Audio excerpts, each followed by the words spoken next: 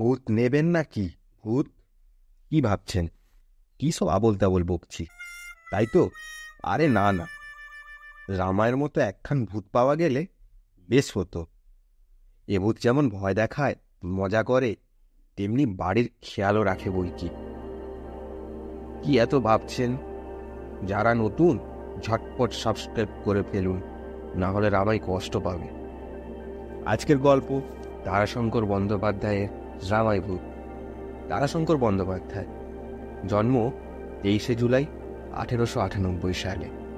তারাশঙ্কর বন্দ্যোপাধ্যায় একজন ঔপন্যাসিক, যিনি বাংলা ভাষায় লিখেছেন 65টি উপন্যাস, 53টি গল্পের বই, 12টি নাটক, 4টি প্রবন্ধ, 4টি আত্মজীবনী, 2টি ভ্রমণ কাহিনী ও বেশ কয়েকটি গান।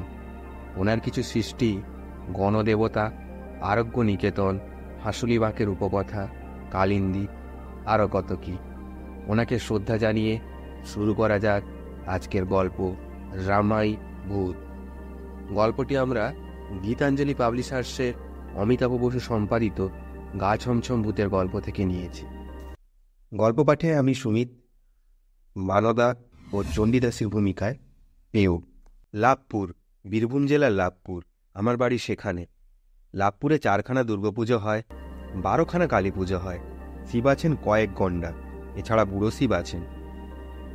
এদের সঙ্গে অনেক ভূতের আসা যাওয়া, তবে তারা আসে আবার চলে যায় দেবদেবীর সঙ্গে। এছাড়াও অন্য ভূত যারা এখানে বিশেষ পরিচিত, তারাও কম নয়, সংখ্যায় তারাও অনেক। এদের মধ্যে লালুকচাঁদা পুকুরের পাড়ে বটগাছটায় যে পেতনিটা থাকতো, তার নাম তো সেই ছেলে বয়স থেকে শুনে আসছে। সে বটের ডালে দাঁড়িয়ে ডালটা দুলিয়ে দোল খেত। চট্টরাজদের বাড়িতে একটা ভূত ছিল, সেটার কাজ ছিল সমস্ত রাত্রি বাড়ির ঘুমন্ত লোকগুলির পায়ে বগলে সুরসুরি কাতুকুতু দিয়ে জাগিয়ে দেওয়া। প্রথম প্রথম মানুষেরা চমকে উঠে কে কে বলে জেগে উঠলেই সে খিলখিল শব্দে ওরা হাসি হেসে আবার সুরসুরি দিত। শেষ পর্যন্ত লোকে ভয় না করে গায়ে পায়ে হাত ঠেকালে হাত পা ছুঁড়ে ভূতটাকে লাথি মেরে সরিয়ে দিত। তখন সে আবার অন্য পথ ধরে জ্বালাতন করত, বাবলার কাঁটা ভেঙে এনে ফুটিয়ে দিয়ে জ্বালাতন করত। বৈরাগী তোলার বষ্টুম ভূত। এখানে বৈরাগীদের একটা খুব ভালো আখড়া ছিল। সেখানে উৎকৃষ্ট বেলগাছ ছিল, লোকে বলতো বাদশাহী বেল। এই বেলের লোভে অনেক বষ্টুম ভূত আসত। সকলকে তাড়িয়ে এখানে পাকাপোক্ত মহন্ত ভূত হয়েছিল। সে এক বৈষ্ণব পণ্ডিত ভূত, তিলক ফোঁটা কাটা, মোটা, চৈতন্যওয়ালা মহাপণ্ডিত। শুনেছি তার মতো বৈষ্ণব শাস্ত্র সাহিত্যে পণ্ডিত দেশে 2-4টের বেশি ছিল না। ক, র, গ, চ শব্দগুলো শুনলেই ফুঁপিয়ে ফুঁপিয়ে কাঁদতেন। কয়ে কৃষ্ণ, রয়ে রাধা, গয়ে গৌরাঙ্গ গোবিন্দ, চয়ে চৈতন্য। মৃত্যুর পর রদ এসেছিল তাকে নিয়ে যেতে, কিন্তু তিনি যাননি। বলেছিলেন, ওহে সারথি, তুমি বাপু রথ নিয়ে ফিরে যাও, আমার কিছু কাজ বাকি আছে। মানে গোটা কতক মামলা চলছে আদালতে, সে কটা শেষ না হওয়া পর্যন্ত আমি পারবো না। রথ ফিরে গিয়েছিল। বৈষ্ণবপতি জীবনকালে শুধু বৈষ্ণব শাস্ত্র নিয়েই কারবার করেননি, তার আইন জ্ঞান, মামলা জ্ঞান ছিল টনটনে। এ এলাকায় ফৌজদারি দেওয়ানি যে মামলাই হোক, পণ্ডিত মহন্ত তার এক পক্ষের তদিরে থাকতেনি। বৈষ্ণব শাস্ত্র নিয়ে কথা না বললে তার বুক ধড়পড় করত, মাথা ধরত। আর মামলা নিয়ে কোনোদিন যদি আলাপ আলোচনা না হতো, তাহলে তার পেট কামড়াতো এবং যা খেতেন তার একটি দানাও হজম হতো না। সুতরাং মৃত্যুর সময় তার হাতে 4-4টে মামলা, এ খুব বেশি ব্যাপার নয়। বৈষ্ণব পণ্ডিত ভূত হয়ে দীর্ঘকাল থেকেছিলেন। থাকতেন ওই যে বেলবন, ওই বেলবনের মধ্যে একটা বকুল গাছে। বেলগাছে কাঁটা ফুটত বলে বেলগাছে থাকতেন না। প্রায় রোজই যাতায়াত করতেন সিউড়ি রামপুরহাট। আদালতের সামনে একটা খোলা জায়গা আছে, সেখানে একটা বটগাছ ছিল। সেই বটগাছেই পা ঝুলিয়ে বসে থাকতেন। কেউ যদি আইনের পরামর্শ চাইতো, তাকে কুট পরামর্শ দিতেন। ফি ছিল সামান্যই, সামান্য বাতাসা দিলেই হতো। প্রতি বৎসর তার মৃত্যুদিনে রদ আসত, কিন্তু তিনি ফিরিয়ে দিয়ে বলতেন, আসছে বছর এসো, তাকে তাড়িয়েছিল গঙ্গা তীরের ভূতের দল এসে। একবার শুনেছি গঙ্গা তীর থেকে এক ঝুড়ি বা চুপড়ি বোঝাই হয়ে ভূত এসেছিল আমাদের গ্রামে। ব্যাপারটা হলো এই, আমাদের এখানে বৈরাগী আখড়া বলে একটা প্রতিষ্ঠান ছিল। সেখানে গৌরাঙ্গ নিত্যানন্দের সেবা ছিল, আর ছিল গোবিন্দ সেবা। এদের চারপাশে ছিল ঝুড়িখানেক শালগ্রাম শিলা। মানেটা সেকালে সহজ ছিল, একালে ঠিক সহজ নয়। সেকালে ব্রাহ্মণদের বহুজনের বাড়িতে শালগ্রাম নারায়ণ সেবা ছিল, কিন্তু ক্রমে ক্রমে কালে লোকেরা দেখল এই গোলনুড়িগুলো কুছ কামকা নেই, কেবল পুজোভোগের ঝঞ্ঝাট বাড়ায়। শালগ্রাম নিয়ে আর ব্যবসা চলে না, লোকে সত্যনারায়ণ করায় না, যাগযজ্ঞি করায় না। তখন তারা লুকিয়ে শালগ্রাম শিলাগুলি এনে এই আখড়ায় নামিয়ে দিয়ে চলে যেত। আখড়া থেকে নিয়ম ছিল যে শালগ্রাম শিলা পেলে ওই শালগ্রাম শিলার সারিতে বসিয়ে রাখবে, দিনান্তে ছিটিয়ে দেবে কুশের ডগায় গঙ্গা জল, তুলসী পাতা আর আতপের কণা। আখড়ায় এর জন্য জমি ছিল। এই বৈষ্ণব পণ্ডিতের পরামর্শে সেবাইদ একদিন শিলাগুলি ঝুড়ি বোঝাই করে গঙ্গার জলে ফেলে দিল, ব্যাস নিশ্চিন্ত। কিন্তু অদৃষ্টের বিপাক, সেখানে ছিল একটা বিশাল অশ্বত্থ বৃক্ষ। সেই বৃক্ষের ডালে অনেক বাদুড় চ্যাঁ চ্যাঁ করে চেঁচাতো আর উঠত। তাদের মধ্যে ছিল অনেক চামচিকে, কিন্তু এরা আসলে বাদুড় চামচিকে নয়, এরা আসলে হলো গঙ্গা তীরে মরতে এসে যারা গঙ্গা পায়নি তাদের অশান্ত অতৃপ্ত আত্মা, ভূত হয়ে ঝুলছে ডালে ডালে। শালগ্রাম শিলাগুলি ফেলে দিলে ঝুড়িটা যেই না খালি হলো, অমনি ঝুপঝুপ করে এক ঝুড়ি বোঝাই হবার মতো চামচিকে খসে পড়ল, মানে এক ঝুড়ি ভূত। সেই এক ঝুড়ি বোঝাই ভূত এই বৈরাগীর মাথায় চেপে এলো আমাদের লাভপুরে, এবং বৈরাগী আখড়ায় পৌঁছবা মাত্র ফরফর শব্দে উড়ে গিয়ে আশ্রয় নিল বকুল গাছে। বকুল গাছের ডালে বেশ শয্যা রচনা করে ওই পণ্ডিতজি তখন নাকহীন মুখের নাসিকা গহরে বাতাস টেনে নাক ডাকছিলেন এবং স্বপ্ন দেখছিলেন যে শালগ্রাম শিলাগুলো গেল, ঝঞ্ঝাট কমল। ওই অনামী শালগ্রাম সেবার জন্য যে জমিটা ছিল সেটার আয় থেকে এবার জুৎসই করে মালপো খাওয়া যাবে।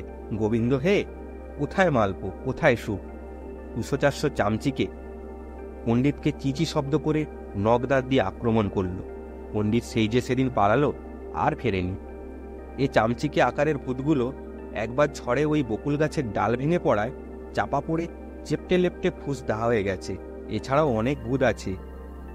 এসব এখন থাক, এখন আমি যমদত্তের ছকে দেওয়া লাইনে গবেষণা করব। সকলেই জানেন রিসার্চ ওয়ার্কের নিয়মই তাই, একজনের অধীনে থেকে তার পরামর্শ এবং নির্দেশ মতো রিসার্চ করতে হয়। আমার গবেষণা হলো যমদত্ত মশায়ের অধীনে, তার নির্দেশ হলো রামাইভূতের সূত্র ধরে কাজ আরম্ভ করো। রামাইভূতের সংক্ষিপ্ত পরিচয়।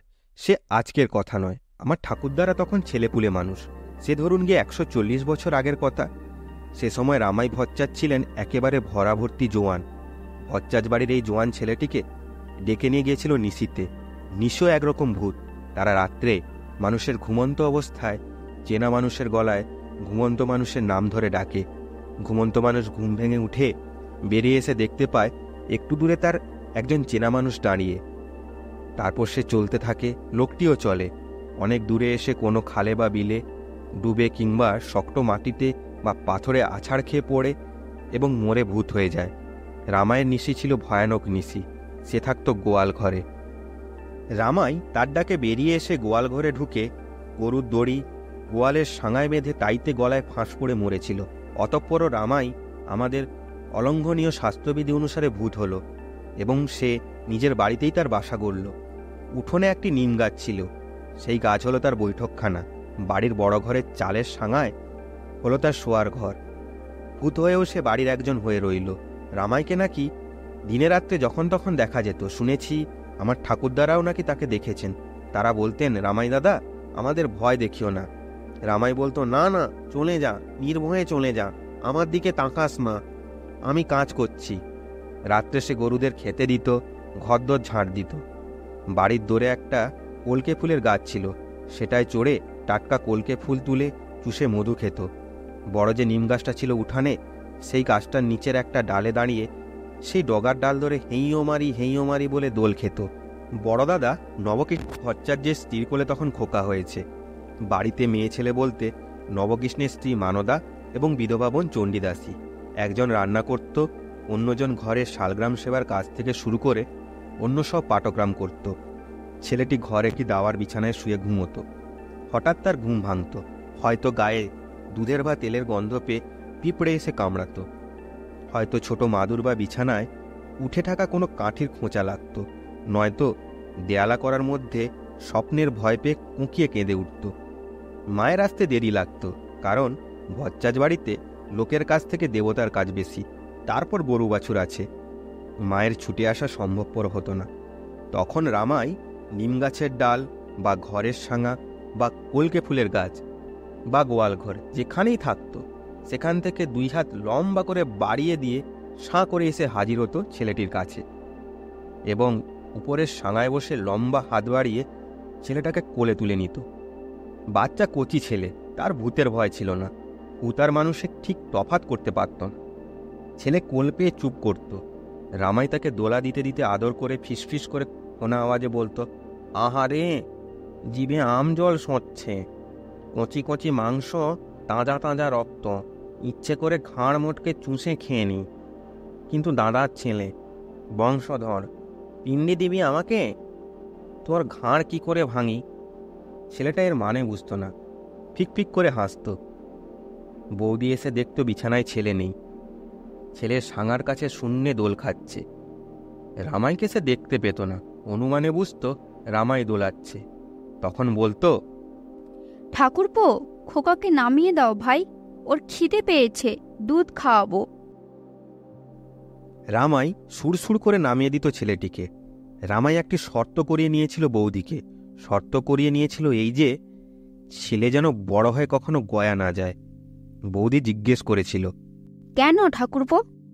খোনা আওয়াজে রামাই বলেছিল, ন্যাকা আমার, জানো না? কি জানি না? জানো না, গয়ায় পিণ্ডি দিলে ভূত জন্ম থেকে মুক্তি হয়। তা তো ভালো গো। ভালো? তাহলে তো মানুষের মরণও ভালো, মুক্তি হয়। দেব নাকি তোমার ঘাটটা ভেঙে? ভয় পেয়ে বৌদি বলতো, ওহাই ভাই, তোমার পায়ে পড়ি, পায়ে পড়ি। কেন? মানুষ জন্মে কত হাঙ্গামা বলতো, খাওয়া দাওয়া, বিষয় সম্পত্তি করা, চাষবাস, পুজো আর্চা, ঝগড়াঝাটি। না ভাই, তবু মনুষ্য জন্ম সুখের। রামাই ধমক দিয়ে উঠত, চুপ বলছি, ভূত জন্ম আরও সুখের, সজ্ঞেও এত সুখ নাই। বলেই রামপ্রসাদী সুরে গান ধরে দিত, মন তুমি আসল খবর জানো না, ভূত জন্ম সুখ জন্ম বিনিয়াবাদে ফলে সোনা, গাছের ডালে ঘরের কোণে, শ্মশানে মশানে বনে, বাসা বাঁধো রান্না রাধো, শুধু লঙ্কাতে সম্রা দিও না, যেথায় খুশি সেথায় যেও, শুধু অযোধ্যার ধারে যেও না। গানটাই শোনা যেত, রামাইকে দেখা যেত না। দেখা যেত ভজ্জাজ বাড়ি থেকে খাড়া পশ্চিম দিকে প্রায় 5 হাত দূরে পুকুরের পাড়ের উপর যে সখানে উঁচু শিমুল গাছটা আছে, সেই গাছটার মগডালটা বিনা বাতাসে একেবারে ভেঙে পড়বার মতো ঝাপটা খেলো কিছু। সেকালের লোকে এর মানে বুঝত। তারা বলতো, রাম রাম রাম রাম। কেবল রামাইয়ের বৌদি জানত এ হলো রামাই। মনের আনন্দে এখান থেকে একলাফ গিয়ে ঝাঁপ দিয়ে পড়েছে গাছটার উপরে। গাছটা হলো গ্রামেদের ভূতের একটা পার্ক বা বেড়াবার বা হাওয়া খাওয়ার জায়গা। বৌদির সঙ্গে বনত রামাইয়ের, কিন্তু বোনের সঙ্গে বনত না। বোন চণ্ডীদাসী বাল বিধবা। ভূতকে সে অপবিত্র ভাবত, ঘেন্না করত, বলতো, মহা পাপী ছিলি ছোটদা তুই। রাত্রে বিছানায় শুয়ে চণ্ডীদাসীর কথা বলবার অবকাশ হতো না। চণ্ডী থাকতো মেঝেতে শুয়ে, রামাই থাকতো সাঙায়। অবশ্য তাকে দেখা যেত না। রামাই ধমক দিত, চুপ। কেন চুপ করব কেন? পাপ না করলে ভূত হলি কেন তুই? সে গলায় দড়ি দেওয়ার জন্যে। তাই বা দিলি কেন? নিশি ভূতে দেওয়ালো যে। তুই দিলি কেন? বললে যে খুব মজা হবে। মজা হবে? দেখছিস মজা? দেখছি না। তুই দেখছিস না? কি দেখবো? দেখবার কি আছে? তবে দেখ না, উপরের দিকে চেয়ে। চণ্ডীদাসী দেখত সাঙার উপর থেকে থামের মতো একখানা পা আস্তে আস্তে নেমে আসছে তার বুক বরাবর। কিন্তু চণ্ডীদাসী ভয় পায় না। সে দিব্যি সেই থামের মতো পাখানাকে বলে, রাম রাম, নাম দেখি। এই পা। পা কিন্তু নামতে পারে না, থেমে যায়। সাঙার উপর থেকে কথা ভেসে আসতো, ওরে চণ্ডী, ওরে মন্ডি, তোর মতো বদমাস আমি দেখিনি। মনে মনে সেই দশরথ রাজার বেটার নাম করছিস? পাখানাকে সে সজোরে দোলাতে থাকত। সে দোলায়মান পাখানার এক লাথি খেলে চণ্ডীদাসী যে চেপটে যাবে এতে কোনো সন্দেহ থাকবার নয়।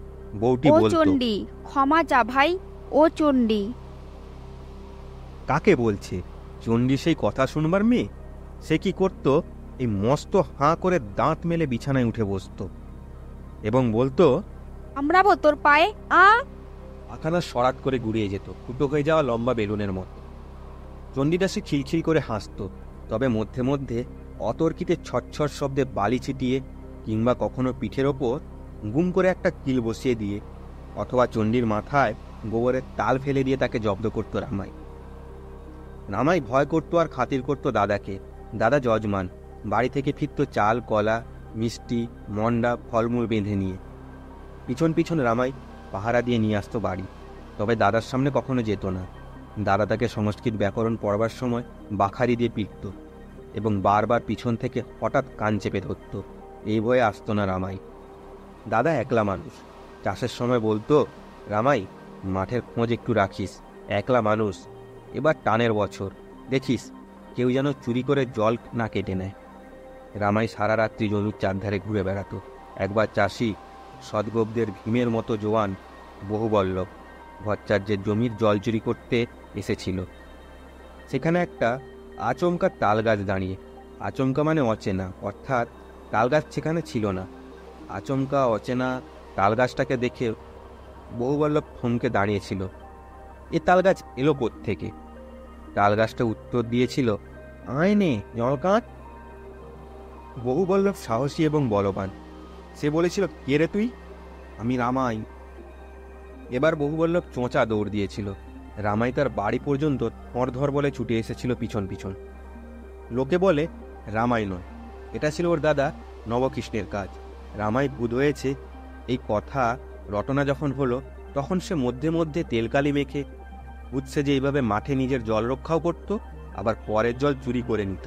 তা বলুক লোকে, সে লোকেরা নিন্দুক লোক, নাস্তিক লোক। ও কাজ রামাইয়ের। রামাই ছিল অসাধারণ ভূত, বাড়ির হিতৈষী ভূত। তার প্রমাণ আছে।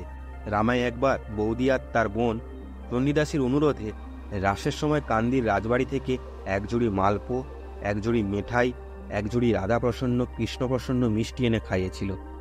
ব্যাপারটা বলতে হয়, নইলে পরিষ্কার হবে না। সে বছর রাসের সময় দুই ননদ ভোজের গল্প করছিল কান্দির রাজবাড়ির রাসের খাওয়ার সমারোহে। কান্দি রাজবাড়িতে রাধাবল্লভ ঠাকুরের নিত্য ভোগেই 51 ব্যঞ্জন 51 পদের ব্যবস্থা। এই অবস্থার বিশেষ ব্যবস্থা রাসযাত্রার পূর্বে। বিয়াতাম ভুজতাম ব্যাপার। খেতে বসে পদের পর পদ খেতে খেতে লোকেরা পেট ভরে ওঠে, এমন চরচর করে ঢেউ ঢেউ শব্দে চারিদিকে ভরে যায়। 2-10 জন ত্রাহি ত্রাহি মম পুণ্ডারি কাক্ষ বলে গলাগড়ি খায়। বউটির বাপের বাড়ি কান্দির কাছে।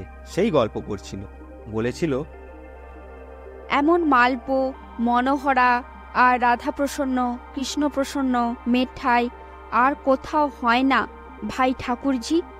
প্রতিবার বাবা রাসের সময় কান্দি রাজবাড়ি থেকে ছাদাতে নিয়ে আসতো। চণ্ডীদাসী বলেছিল, আমি ভাই কখনো খাইনি। বউ বলেছিল, আমি খেয়েছি, কিন্তু আরও খেতে ইচ্ছে হয়। কিন্তু কে খাওয়াবে বলো? তোমাকে কি বলবো, মনে পড়লে নোলা সপসপ করছে। ঘরে সাঙার উপর চালের নিচে এক টুকরো খোঁড়া হাসি বেজে উঠেছিল। হি হি হি। চণ্ডী বলেছিল, এই কি হাসছিস তুই ছোটদা? ভারী তো ভূত হয়েছিস, শুধু ঝুঁটি ধরে টানতেই পারিস। কই খাওয়ানা দেখি, মনোহরা, মালপো, ফেস্ট প্রসন্ন টসন্ন। নাকি বলছে বউ সেই মিষ্টি? কেষ্টপ্রসন্ন নাম করতে পারত না চণ্ডী। কেষ্টদাসী ছিল তার শাশুড়ির নাম, আর প্রসন্নকুমার ছিল তার স্বামী। তাই বলেছিল ফেষ্ট প্রসন্ন। যাক সে কথা, এখন যা হয়েছিল তাই বলি। ঘরের ভেতরে একটা দমকা বাতাস উঠল এবং ঘরের দরজা দড়াম শব্দে ঠেলে খুলে বেরিয়ে গেল। হাওয়াটা পাকাতে পাকাতে নিম গাছটার ঝটপটানি জাগিয়ে এক্কেবারে গোড়া থেকে সেই মগডালে উঠে সেখান থেকে মাথার ওপর আকাশ কাঁপিয়ে একটা কঙানি শব্দ তুলে ঝপাং করে গিয়ে পড়ল শিমুল গাছের মগডালে। সেখান থেকে আরেকটা শব্দ। চণ্ডীদাসী বলেছিল, মরণ রকম দেখ, ভূতের কি সবই বিটকেল, যাচ্ছে তাই বিটকেলেমি দেখ তো। এই বিটকেলেমি তো যেমন তেমন, এরপর যে বিটকেলেমি করলে। রামাই তা শুনেই আক্কেল গুড়ুম হয়ে যায়। আধ ঘন্টা হবে, তারপরেই চালের ওপর সে যেন 4-4টে বীর হনুমানের সমান ওজন নিয়ে দমার শব্দে লাফ খেয়ে পড়ল একেবারে আচমকা পড়ল। চণ্ডীদাসীদের গল্প তখন সদ্য শেষ হয়েছে, চুপ করেছে। এই শব্দে দুজনেই চমকে উঠে বু বু শব্দে কেঁদে উঠেছিল। চালের ওপর তখন মচমচ শব্দ উঠতে শুরু করেছে, চাল যেন ভেঙে পড়বে। তারপরই তাদের চোখে পড়ল চাল থেকে ঠিক মধ্যি উঠোনে এসেছে একটি গোদা পা। তা পাখানা প্রায় নিম গাছের ডালের মতোই হবে। তারপরই আর একটা পা, ক্রমে দুটো পায়ের ওপর গোটা একটা মূর্তিটা একেবারে মিশ কালো, তবে গায়ে তার অসংখ্য জোনাকি পোকা লেগে রয়েছে এবং শরীরের রেখায় রেখায় লেগে দীপ করছে। পূর্ণিমার রাতি, জ্যোৎস্নায় সব ফটফট করছে। তার মধ্যে জোনাকি পোকা খচিত ওই অপূর্ব কালো মূর্তিটা উঠানে দাঁড়ালো। তার মাথার ওপর ঝুড়ির গন্ধ মাদন, 4-4টে ঝুড়ি থাকবন্দি সাজানো, আর তার থেকে কি সুবাসিনা উঠছে। আশ্চর্যের ওপর আশ্চর্য। মূর্তিটা ক্রমে ক্রমে খাটিয়ে গুটিয়ে মানুষের মতো হলো এবং 4টে ঝুড়ি মাথায় বয়ে ঘরে এসে ঢুকে নামিয়ে দিল। নে খা, একেবারে টাটকা, উনুন থেকে নেমেছে, আর তুলে এনেছি, খা। বলেই চণ্ডীদাসীর জুটি ধরে নাড়া দিয়ে দুম শব্দে একটা কিল বসিয়ে দিয়ে লাম মেরে ঘরের সাঙার উপর পা ঝুলিয়ে বসে ক্ষীণ গলায় গান ধরে দিল। মাগো আমায় বাঁচিয়ে রাখো, এই ভূত জন্মে না জন্মে জন্মে, চির জন্মে বাঁচিয়ে রাখো। ইন্দ্রচন্দ্র দেবতা থেকে মানুষ দেখলাম লাখো লাখো, সব ফেলে মা ভূত ভাবনের বুকেই তুমি দাঁড়িয়ে থাকো। মাগো আমায় বাঁচিয়ে রাখো, এই ভূত জন্মে ভূতের কত সুখ বলো মা, দুঃখ নাই কো 3 সীমানায়, অমাবস্যার ভূতের নাচন নাচছি দেখো মা আজ রাস পূর্ণিমায়, ধিতাং ধিতাং ধিতাং নাচন নাচছি দেখো পূর্ণিমায়। সে গান সেদিন সকলে শুনেছিল এই গ্রামের। এমন খোনা মিষ্টি গলা আর কেউ শোনেনি কখনো। শুনেছিল আর দেখেছিল নিম গাছটার ডালে পাতায় জোনাকি পোকাগুলো ছুটে গিয়ে নিভে যাচ্ছে। তার মানে রামাই জোনাকি পোকাগুলো ধরে খাচ্ছিল। চণ্ডীদাসী জিজ্ঞেস করেছিল, ওগুলো খাচ্ছিস কেন ম্যাগো? রামাই বলেছিল জোনাকি পোকা ভূতের জিভে ভারী মিষ্টি, আর জোনাকি পোকা খেলে ভূতের রং ফর্সা হয়। চণ্ডীদাসী বলেছিল, তার চেয়ে জোনাকি পোকা দিয়ে গয়না করে পড়িস, সেই তো ভালো। রামাই বলেছিল, তুই গলায় দড়ি গিয়ে মর পেতনি, আমি তোকে জোনাকি পোকার গয়না গড়িয়ে দেব। তো বন্ধুরা, আমরা আসছি আরও অনেক গল্প নিয়ে আপনাদের উপহার দিতে। ভালো লাগলে লাইক, শেয়ার, সাবস্ক্রাইব করুন আর কমেন্টে জানান কী ধরনের গল্প শুনতে চান।